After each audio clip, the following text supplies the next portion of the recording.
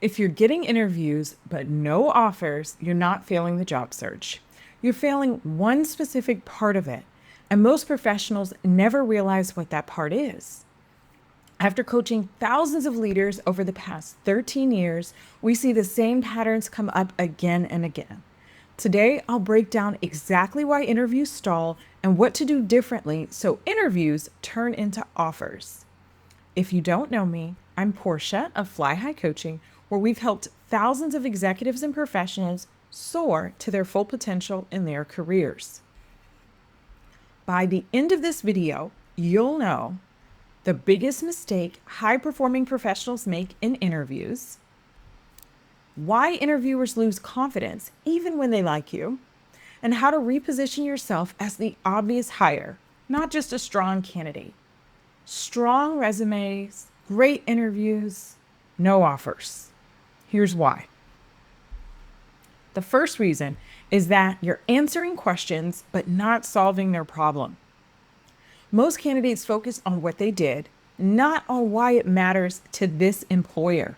They're not bridging the gaps. They're not demonstrating the impact and the value that they could bring to this organization. A lot of executives and professionals talk about responsibilities, but employers actually want to hear about your results. Listing the scope that you worked, the scale at which you worked, the team size, or the duties that you had doesn't necessarily demonstrate your value. You want to make sure that you are demonstrating that value as part of the results. So if you are familiar with behavioral interviewing and the STAR method, this is a little easier for you to talk about results and actions that you took to get to those results. Another issue people have is that you're not anchoring answers to the business pain or to the main essential aspects of that job. Hiring managers are asking to themselves, will this person reduce risk and drive outcomes? And you want to answer that question even when it's not directly asked of you. And you can answer that and reinforce that answer throughout your interview discussion. Another issue is that people are missing the so what? Why is this even important? Every answer that you give to an interviewer should clearly connect to revenue, growth, efficiency, or leadership impact. Those are key business outcomes that are pretty much universal across companies and organizations. If you want help structuring your job search and interviews the smart way, download our free Smart Job Seekers Guide linked below.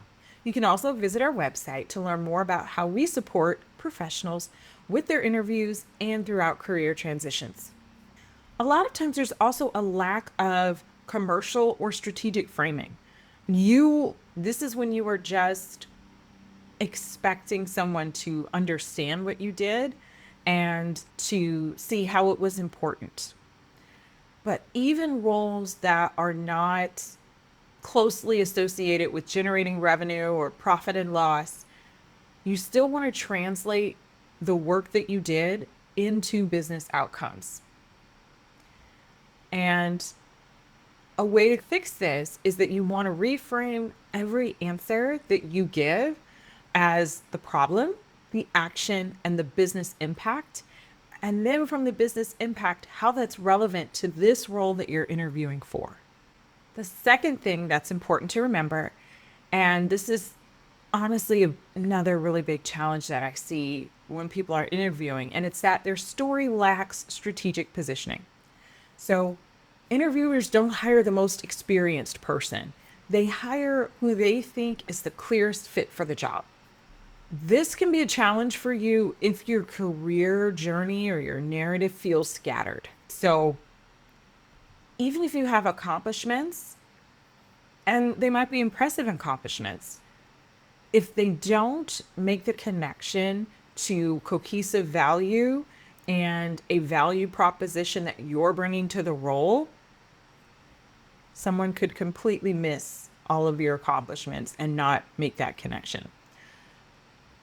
Another challenge here is if you're over explaining instead of curating your answers. So giving too much detail, too many examples even sometimes can be confusing to people. What that does is that has a lot of times the interviewer forget what you were saying, but that also dilutes your confidence and your clarity. They're trying to listen for key points and things that are what I call points of distinction between you and other people. If you've got too many details, then they can miss those things. This is also another point when people haven't defined their executive brands or their professional brand. Interviewers should be able to summarize you in one sentence. And it's even better if you can create that one sentence, how you want them to remember you, and slide that into your interview. Another challenge people have is that they're reacting instead of leading the interview. So, high level candidates can proactively shape the conversation. A way to do that is to answer a question in a short period of time. I generally say 20 seconds to 2 minutes, and then ask, if they'd like to know more about that. If you think that was a really important business outcome or achievement that you had, you can ask, would you like to know more about my rationale, my decision-making process there? And that's how you can kind of subtly lead the interview as well and focus on your accomplishments and things that you want to talk about. So a way to fix this, you want to enter every interview with what I call a defined leadership identity. You want to know who you are and how you are as a leader. Also, you want to know 3 strengths when it comes to you and your candidacy for the role.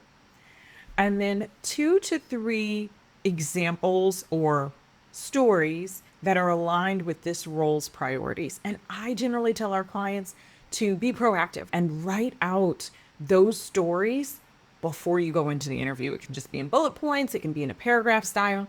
Again, if you're familiar with the STAR method, you can use that to describe the situation, the tasks, the action, and the results of each story or each accomplishment that you want to talk about. So it's already on the top of your mind. And the third challenge I see is when you're interviewing like a candidate and not a decision maker. Offers go to people who sound like peers, not subordinates. So there's a lot to this. Your tone, your delivery, your timing, how you are framing the conversation, all of that can often matter more than the content. Does someone feel comfortable speaking with you? Do you give off the impression that you are capable and confident? Hesitation, over politeness. I'm sorry, things like that. Defensiveness, those things can signal risk consciously and subconsciously to an interviewer.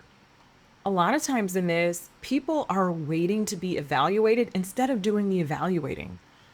I tell people that you're interviewing this company just as much as they're interviewing you. So you want to have what I call thought-provoking questions, but also questions that are future-focused, that are intelligent questions that get people to stop and think.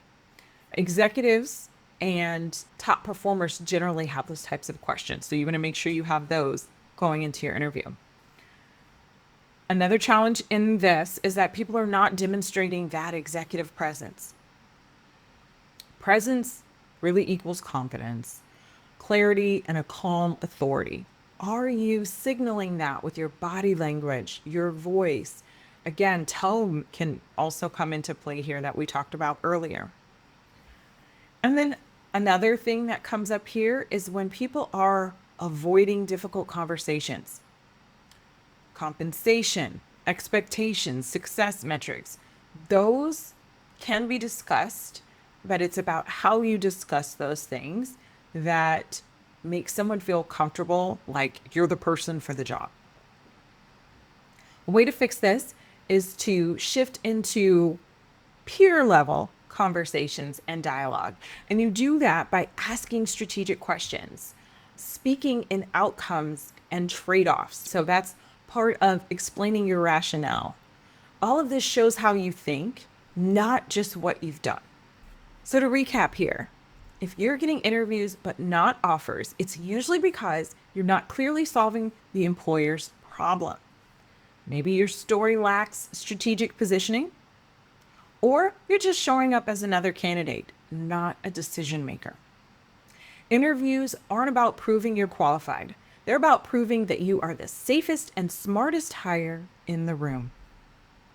If you want help diagnosing exactly where your interviews are breaking down, you can download the Smart Job Seekers Guide below.